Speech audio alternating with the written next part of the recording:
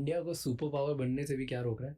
E is equal to ई का concept जब तक भारत को समझ में नहीं आएगा तब तक भारत सुपर पावर नहीं बनेगा। मतलब economy is equal to empire. Explain. 1787 में अमेरिका पैदा हुआ। It was a slum area, 13 slum areas. 1945 में अमेरिका बिकम्स वर्ल्ड पावर। आज जैसे हम अमेरिका की बात करते हैं वैसे हमारे दिमाग में आता है एप्पल। आज हम जैसे, अब ये बात चाइना को समझ में आई कि बॉस अगर वर्ल्ड पावर बनना है तो पहले इकोनॉमिक पावर बनना है। तो अगर एप्पल दुनिया में जाना जाता है तो वन प्लस भी दुनिया में जाना जाता है। ये बात जापान को समझ में आई, अगर एप्पल और वन प्लस जाना जाता है तो सोनी भी दुनिया में जानी जाती है।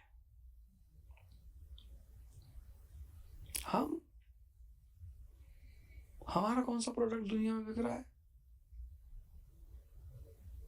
हम किस प्रोडक्ट के नाम से दुनिया में जाने आते हैं? ये बात नॉर्थ कोरिया को समझ में नहीं आई, ये बात पाकिस्तान को समझ में नहीं आई। खत्म हो गई सारी कंट्रीज। आज व्हाट डू यू थिंक हमारी क्या पोजीशन होगी ग्लोबली? ग्लोबल पावर में हम आज अमेरिका चाइना के आमने सामने किधर खड़े होंगे?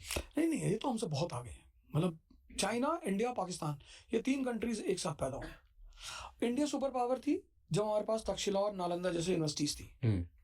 मतलब ह्यूमनसांग भारत पढ़ने आ रहा है, फायहान भारत पढ़ने आ रहा है, अलबरूनी भारत आ रहा है, अब्दुल रज़ाक भारत आ रहा है। आज हमारे बच्चे चाइना पढ़ने जा रहे हैं।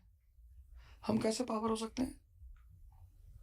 ज्ञान का देश भारत, और भारत का बच्चा, भारत का पेरेंट्स प्राउड फील कर रहा है, भैया हमारा बेटा शेंजन में पढ़ रहा है भैया। हम गए थे शंघाई, भैया बहुत बड़ी बड़ी बिल्डिंग है भैया।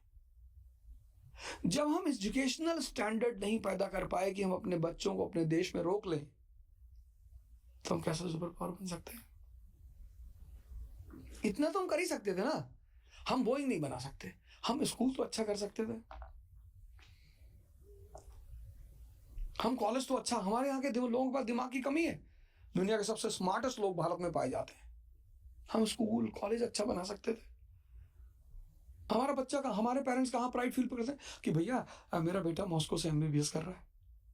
जिसके पास बहुत पैसा है वो उनके बच्चे US में पढ़ रहे हैं, जिसके पास थोड़ा सा कम है उनके यूरोप में पढ़ रहे हैं, जिनका और कम है वो रशिया में पढ़ रहे हैं, जिनका और कम है वो चाइना में पढ़ रहे हैं।